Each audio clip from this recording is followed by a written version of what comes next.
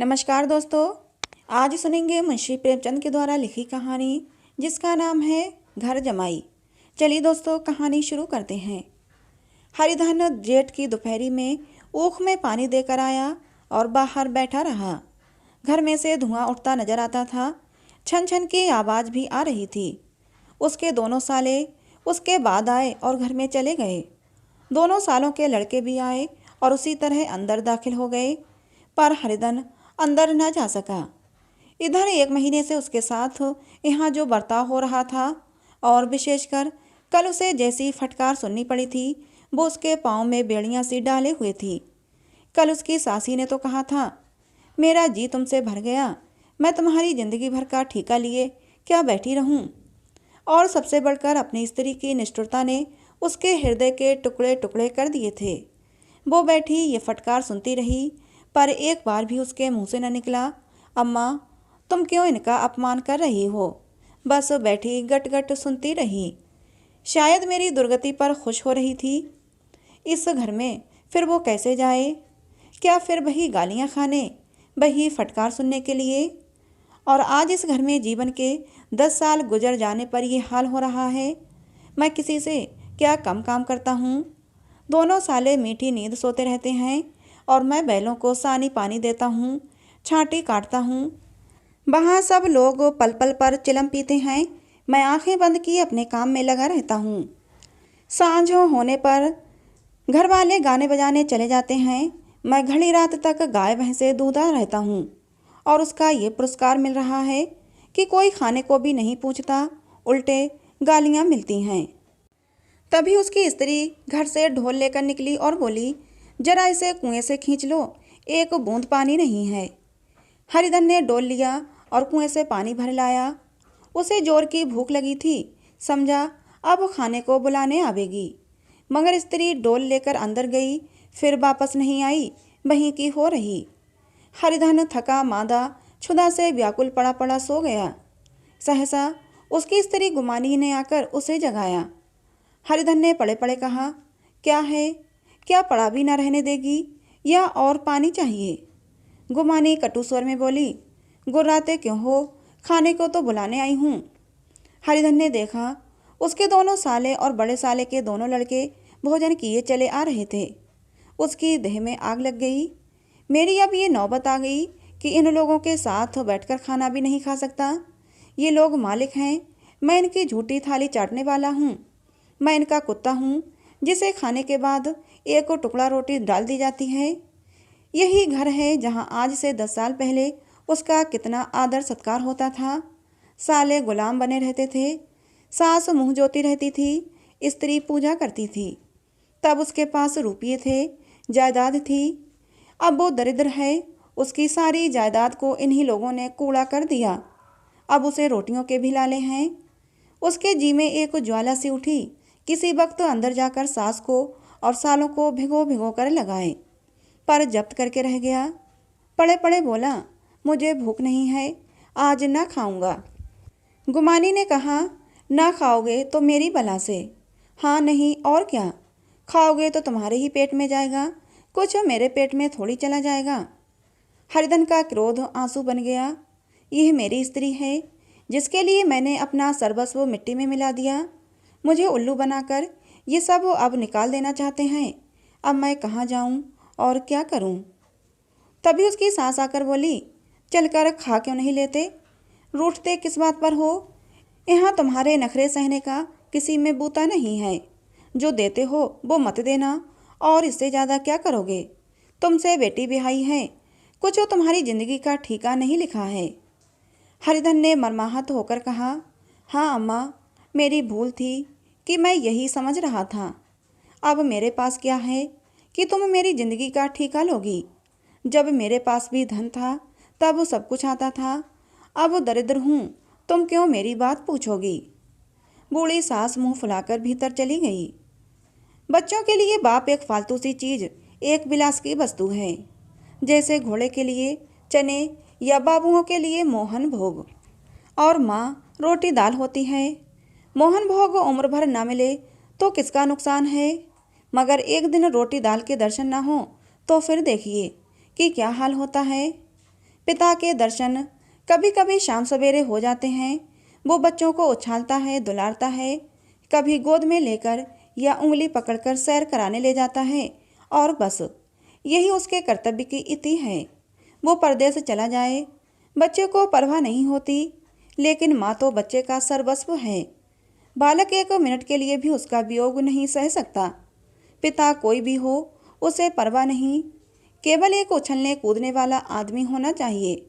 लेकिन माता तो अपनी ही होनी चाहिए, 16 आने अपनी, वही रूप, वही रंग, वही प्यार, वही सब कुछ। वो अगर नहीं है तो बालक के जीवन का स्रोत मानो सूख जाता है। फिर वो शिव का नंदी है, जिस पर फूल या जल चढ़ाना लाजमी नहीं, अख्तियारी है। हरिधन की माता का आज 10 साल हुए देहांत हो गया था। उस वक्त उसका विवाह हो चुका था। वो 16 साल का कुमार था। पर माँ के मरते ही उसे मालूम हुआ, मैं कितना निसहाय हूँ, जैसे उस पर उसका कोई अधिकार ही न रहा हो। बहनों के विवाह हो चुके थे, भाई कोई दूसरा न था। बेचारा अकेले घर में जाते भी डरता था। माँ के लिए रोता था, पर माँ की परछाई से डरता था। जिस कोठरी में उसने देह त्याग किया था, उधर वो आंखें तक न उठाता। घर में एक बुआ थी, वो हरिधन का बहुत दुलार करती। हरिधन को अब दूध ज़्यादा मिलता, काम भी कम करना पड़ता। बुआ बार बार पूछती, बेटा कुछ खाओगे? बाप भी अब उसे पहले से ज़्यादा प्यार करने लगा था। उसके लिए अलग एक गाय मंगवा दी। कभी कभी उसे कुछ पैसे भी दे देता कि जैसे चाहे खर्च करे। पर इन मरहमों से वो घाव पूरा न होता था, जिसने उसकी आत्मा को आहत कर दिया था। ये दुलार और प्यार उसे बार बार माँ की याद दिलाता। माँ की घुड़कियों में जो मज़ा था, वो क्या इस दुलार में था? माँ से मांग कर, लड़कर, ठुनक कर, रूठ कर लेने में जो आनंद था, वो क्या इस भिक्षा दान में था? पहले वो स्वस्थ था, मांग कर खाता, लड़ लड़ कर खाता। अब वो बीमार था, अच्छे से अच्छे पदार्थ उसे दिए जाते थे, पर अब भूख न थी। साल भर तक वो इसी दशा में रहा। फिर दुनिया बदल गई। एक नई स्त्री, जिसे लोग उसकी माता कहते थे, उसके घर में आई, और देखते देखते एक काली घटा की तरह उसके संकुचित भूमंडल पर छा गई। सारी हरियाली, सारा प्रकाश अंधकार में बदल गया। हरिधन ने इस नकली माँ से बात तक न की, कभी उसके पास तक न गया। एक दिन घर से निकला और ससुराल चला गया। बाप ने बार बार बुलाया, पर उनके जीते जी वो उस घर में न आया। जिस दिन उसके पिता के देहांत की सूचना मिली, उसे एक प्रकार का ईर्ष्यामय हर्ष हुआ। उसकी आंखों से आंसू की एक बूंद भी न आई। इस नए संसार में आकर हरिधन को एक बार फिर मात्र स्नेह का आनंद मिला। उसकी सास ने ऋषि वरदान की भांति उसके शून्य जीवन को विभूतियों से परिपूर्ण कर दिया। मरुभूमि में हरियाली उत्पन्न हो गई। सालियों की चुहल में, सास के स्नेह में, सालों के बाक विलास में और स्त्री के प्रेम में उसके जीवन की सारी आकांक्षाएं पूरी हो गईं। सास कहती, बेटा तुम इस घर को अपना ही समझो, तुम ही मेरे आँखों के तारे हो। वो उससे अपने लड़कों की, बहुओं की शिकायतें करती। वो दिल में समझता था, सास जी मुझसे अपने बेटों से ज़्यादा प्यार करती हैं। बाप के मरते ही वो घर गया और अपने हिस्से की जायदाद को कूड़ा करके रुपयों की थैली लिए हुए आ गया। अब उसका दूना आदर सत्कार होने लगा। उसने अपनी सारी संपत्ति सास के चरणों पर अर्पण करके अपने जीवन को सार्थक कर लिया। अब तक उसे कभी कभी घर की याद आ जाती थी, अब भूल कर भी उसकी याद न आती। मानो वो उसके जीवन का कोई भीषण कांड था, जिसे भूल जाना ही उसके लिए अच्छा था। वो सबसे पहले उठता, सबसे ज़्यादा काम करता। उसका मनोयोग, उसका परिश्रम देखकर गांव के लोग दांतों तले उंगली दबाते थे। उसके ससुर का भाग्य बखानते कि जिसे ऐसा दामाद मिल गया। लेकिन ज्यों-ज्यों दिन गुजरते गए, उसका मान सम्मान घटता गया। पहले देवता, फिर घर का स्वामी, अंत में घर का दास हो गया। रोटियों में भी बाधा पड़ गई, अपमान होने लगा। अगर घर के लोग भूखों मरते और उसे भी अगर भूखों मरना पड़ता तो उसे जरा भी शिकायत न होती। लेकिन जब देखता और लोग मूंछों पर ताव दे रहे हैं। केवल मैं ही दूध की मक्खी बना दिया गया हूँ तो उसके अंतःस्थल से एक लंबी ठंडी आह निकल आती। अभी उसकी उम्र 25 ही साल तो थी। इतनी उम्र इस घर में कैसे गुजरेगी। और तो और उसकी स्त्री ने भी आंखें फैली थीं। ये उस विपत्ति का सबसे क्रूर दृश्य था। हर दिन तो उधर भूखा प्यासा चिंता दाह में जल रहा था, उधर घर में सास जी और दोनों सालों में बातें हो रही थीं और गुमानी भी उनकी हाँ में हाँ मिलाती जाती थी। बड़े साले ने कहा, हम लोगों की बराबरी करते हैं, ये नहीं समझते कि किसी ने उनकी ज़िंदगी भर का बीड़ा थोड़े ही लिया है। 10 साल हो गए, इतने दिनों में क्या 2-3 हजार हड़प न कर गए होंगे। छोटे साले बोले, मजूर हो तो आदमी घुड़के भी डांटे भी, अब इनसे कोई क्या कहे। न जाने इनसे कब पिंड छूटेगा या छूटेगा भी या नहीं। अपने दिल में समझते होंगे मैंने 2000 रुपये नहीं दिए। ये नहीं समझते कि उनके 2000 कब के उड़ चुके। सवा शेर तो 1 जून चाहिए ने। सास ने गंभीर भाव से कहा, बड़ी भारी खुराक है इनकी। गुमानी माता के सिर से जूं निकाल रही थी। सुलगते हुए हृदय से बोली, निकम्मे आदमी को खाने के सिवा और काम ही क्या रहता है। बड़े साले बोले, खाने की खैर कोई बात नहीं, जिसकी जितनी भूख हो उतना खाए, लेकिन कुछ पैदा भी तो करना चाहिए। ये नहीं समझते कि पहनोई में किसी के दिन कटे हैं। छोटे साले बोले, मैं एक दिन इन्हें घर से निकाल दूंगा, वो अपनी राह लें। अजी इनका कोई कर्जा नहीं खाया है। गुमानी घर वालों की ऐसी ऐसी बातें सुनकर अपने पति से द्वेष करने लगी थी। अगर वो बाहर से 4 पैसे लाता तो इस घर में उसका कितना मान सम्मान होता। वो भी रानी बनकर रहती। न जाने क्यों कहीं बाहर जाकर कमाते, क्या उनकी नानी मरती है। गुमानी की मनोवृत्तियाँ अभी तक बिल्कुल बालपन की सी थीं।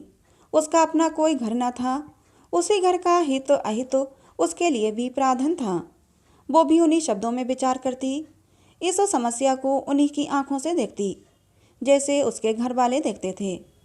सच ही तो है, 2000 रुपये में क्या किसी को मोल ले लेंगे। 10 साल में 2000 होते ही क्या हैं। 200 ही तो साल भर के हुए। क्या 2 आदमी साल भर में 200 भी ना खाएंगे।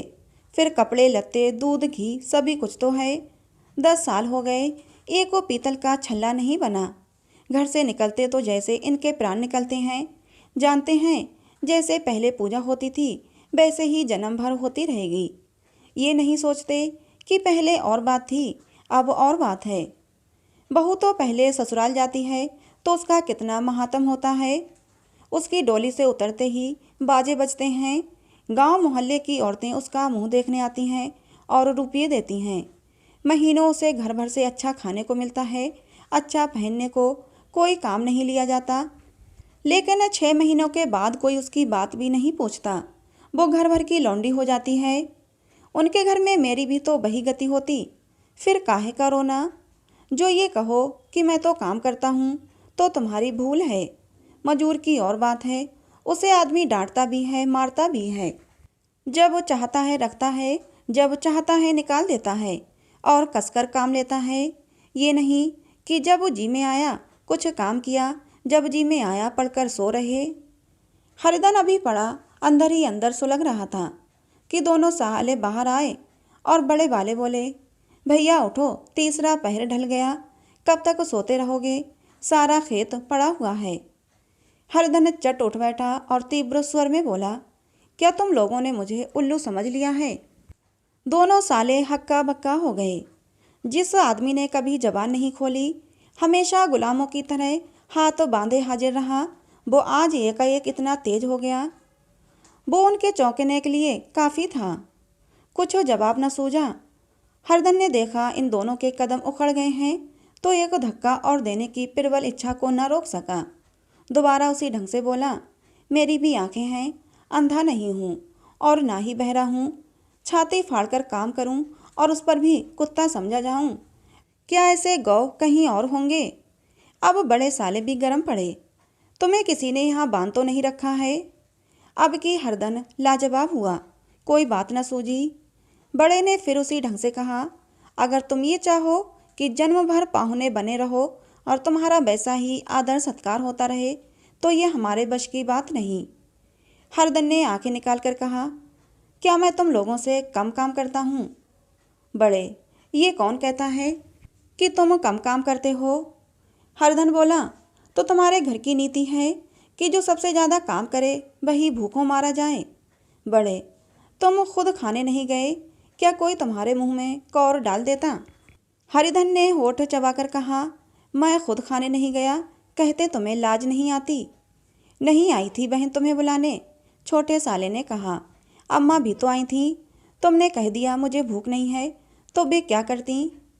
सास भीतर से लपकी चली आ रही थी। ये बात सुनकर बोली, कितना कह कह कर हार गई, कोई उठे ना तो मैं क्या करूं? हरधन ने विष, खून और आग से भरे हुए स्वर में कहा, मैं तुम्हारे लड़कों का झूठा खाने के लिए हूँ? मैं कुत्ता हूँ कि तुम लोग खाकर उठ जाओ और मेरे सामने रूखी रोटी का टुकड़ा फेंक दो? बुढ़िया ने ऐंठकर कहा, तो क्या तुम लड़कों की बराबरी करोगे? हरिधन परास्त हो गया। बुढ़िया ने एक ही बाघ के प्रहार में उसका काम तमाम कर दिया। उसकी तनी हुई भवें ढीली पड़ गईं, आंखों की आग बुझ गई, फड़कते हुए नथने शांत हो गए। किसी आहत मनुष्य की भांति वो जमीन पर गिर पड़ा। क्या तुम मेरे लड़कों की बराबरी करोगे? यह बाघ के एक लंबे भाले की तरह उसके हृदय में चुभता चला जाता था। न हृदय का अंत था और न उस भाले का। सारे घर ने खाया पर हरधन न उठा। सास ने मनाया, सालियों ने मनाया, ससुर ने मनाया, दोनों सालों ने मनाया, पर हरधन न उठा। वहीं द्वार पर एक टाट पर पड़ा रहा।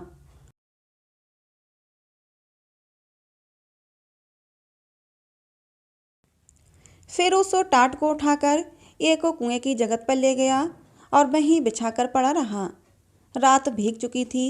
अनंत प्रकाश में उज्जवल तारे बालकों की भांति क्रीड़ा कर रहे थे। कोई नाचता था, कोई उछलता था, कोई हंसता था, कोई आंखें मीच कर फिर खोल देता। कोई साहसी बालक सपाट भरकर एक पल में उस विस्तृत क्षेत्र को पार कर लेता और न जाने कहाँ छिप जाता। हरिधन को अपना बचपन याद आया, जब वो भी इसी तरह क्रीड़ा करता था। उसकी बाल स्मृतियाँ उन्हीं चमकीले तारों की भांति प्रज्वलित हो गईं। वो अपना छोटा सा घर, वो आम के बाग जहाँ वो केरियाँ चुना करता था, वो मैदान जहाँ वो कबड्डी खेला करता था, सब उसे याद आने लगे। फिर अपनी स्नेहमयी माता की सहृदय मूर्ति उसके सामने खड़ी हो गई। उन आँखों में कितनी करुणा थी, कितनी दया थी। उसे ऐसा जान पड़ा मानो माता आंखों में आंसू भरे उसे छाती से लगा लेने के लिए हाथ फैलाए उसकी ओर चली आ रही है। वो उस मधुर भावना में अपने आप को भूल गया। ऐसा जान पड़ा मानो माता ने उसे छाती से लगा लिया है और उसके सिर पर हाथ फेर रही है। वो रोने लगा, फूट फूट कर रोने लगा।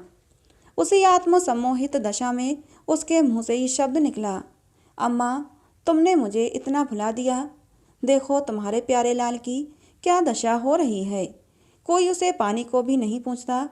क्या तुम जहाँ हो वहाँ मेरे लिए जगह नहीं? सहसा गुमानी ने आकर पुकारा, क्या सो गए तुम? नौज किसी को ऐसी राक्षसी नींद आए, चलकर खा क्यों नहीं लेते? कब तक कोई तुम्हारे लिए बैठा रहे?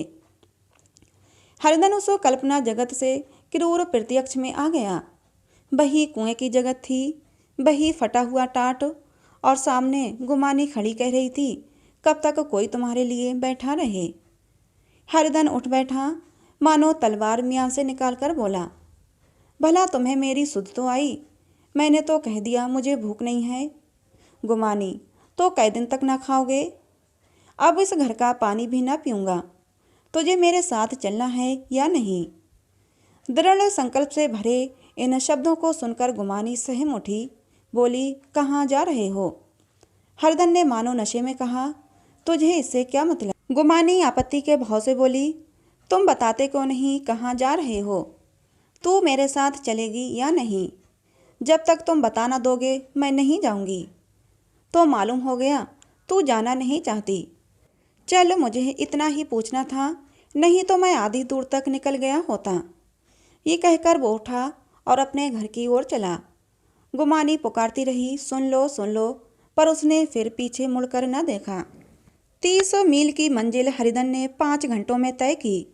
जब वो अपने गांव की अमराइयों के सामने पहुंचा तो उसकी मातृभावना उषा की सुनहरी गोद में खेल रही थी। उन वृक्षों को देखकर उसका विद्युहल हृदय नाचने लगा। मंदिर का वो सुनहरा कलश देखकर वो उस तरह दौड़ा मानो एक छलांग में उसके ऊपर जा पहुंचेगा। वो बेग में दौड़ा जा रहा था, मानो उसकी माता गोद फैलाए उसे बुला रही हो। जब वो आमों के बाग में पहुंचा, वहां डालियों पर बैठकर वो हाथी की सवारी का आनंद पाता था, जहाँ की कच्ची बेरों और लिसोड़ों में एक स्वर्गीय स्वाद था। तो वो बैठ गया और भूमि पर सिर झुकाकर रोने लगा, मानो अपनी माता को अपनी विपत्ति कथा सुना रहा हो। वहाँ की वायु में, वहाँ के प्रकाश में मानो उसकी विराट रूपड़ी माता व्याप्त हो रही थी। वहाँ की अंगुल अंगुल भूमि माता के पद चिन्हों से पवित्र थी। माता के स्नेह में डूबे हुए शब्द अभी तक मानो आकाश में गूंज रहे थे। इस वायु और इस आकाश में न जाने कौन सी संजीवनी थी जिसने उसके शोकार्त हृदय को बाल उत्साह से भर दिया। वो एक पेड़ पर चढ़ गया और वहां से आम तोड़ तोड़ कर खाने लगा। सास के वो कठोर शब्द, स्त्री का वो निष्ठुर आघात, वो सारा अपमान वो भूल गया था।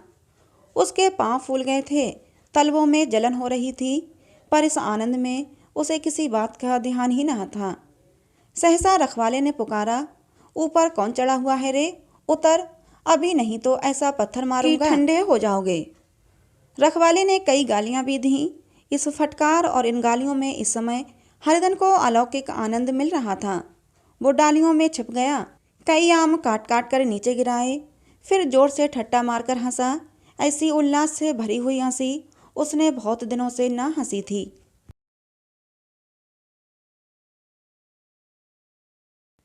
रखवाले को वो हंसी कुछ परिचित सी मालूम हुई, मगर हरिधन यहाँ कहाँ, उसने सोचा। वो तो ससुराल की रोटियां तोड़ रहा है। कैसा हंसोड़ा था, कितना चिबिल्ला, न जाने बेचारे का क्या हाल हुआ। पेड़ की डाल से तालाब में कूद पड़ता था। अब गांव में ऐसा कौन है? डांट कर बोला, वहाँ बैठे बैठे हंसोगे तो आकर सारी हंसी निकाल दूंगा, नहीं तो सीधे से उतर आओ। वो गालियां देने जा रहा था कि एक गुठली आकर उसके सिर पर लगी। सिर सहलाता हुआ बोला, ये कौन शैतान है? नहीं मानता, ठहर तो मैं आकर तेरी खबर लेता हूँ। उसने अपनी लकड़ी नीचे रख दी और बंदरों की तरह चटपट ऊपर चढ़ गया। देखा तो हरिधन बैठा मुस्कुरा रहा था। चकित होकर बोला, अरे हरिधन, तुम यहाँ कब आए और इस पेड़ पर कब से बैठे हो? दोनों बचपन सखा वहीं गले मिले, यहाँ कब आए? हरिधन ने मुस्कुराकर कहा, मंगरू, इन आमों में जो स्वाद है और कहीं के आमों में नहीं। गांव का क्या रंग ढंग है? मंगरू बोला, सब चैन चान है भैया, तुमने तो जैसे नाता ही तोड़ लिया। इस तरह कोई अपना गांव घर छोड़ देता है? जब से तुम्हारे दादा मरे सारी गृहस्थी चौपट हो गई। 2 छोटे छोटे लड़के हैं, उनके किए क्या होता है?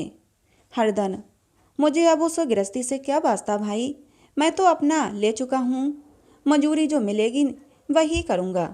तुम्हारी गैया मैं चरा दिया करूँगा, बस मुझे खाने को दे देना। मंगरू ने अविश्वास के भाव से कहा, अरे भैया, कैसी बात करते हो? तुम्हारे लिए जान तक हाजिर है। क्या ससुराल में अब न रहोगे? चलो कोई चिंता नहीं, पहले तो तुम्हारा घर ही है, उसे संभालो। छोटे छोटे बच्चे हैं, उनको पालो। तुम नई अम्मा से नाहक डरते थे, बड़ी सीधी है बेचारी, बस अपनी माँ ही समझो। तुम्हें पाकर तो वो निहाल हो जाएगी। अच्छा, घरवाली को भी तो लाओगे? हरिधन बोला, अब उसका मुंह न देखूंगा, वो मेरे लिए मर गई। मंगरू, तो दूसरी सगाई हो जाएगी, अब की ऐसी कि उसके पैर धो धोकर पियोगे। लेकिन कहीं पहले वाली आ गई तो? हरिधन बोला, वो अब ना आएगी। हरिधन अपने घर पहुंचा तो दोनों भाई भैया आए कहकर भीतर दौड़े और माँ को खबर दी। उस घर में कदम रखते ही हरिधन को ऐसी शांत महिमा का अनुभव हुआ मानो वो अपनी माँ की गोद में बैठा हुआ है। इतने दिनों ठोकरें खाने से उसका हृदय कोमल हो गया था। जहाँ पहले अभिमान था, आग्रह था, हेकड़ी थी, वहाँ अब निराशा थी, पराजय थी और याचना थी। बीमारी का जोर कम हो चला था, अब उस पर मामूली दवा भी असर कर सकती थी। किले की दीवारें छेद कर चुकी थीं। अब उसमें घुस जाना असहाय न था। वही घर जिससे वो एक दिन विरक्त हो गया था, अब गोद फैलाए उसे आश्रय देने को तैयार था।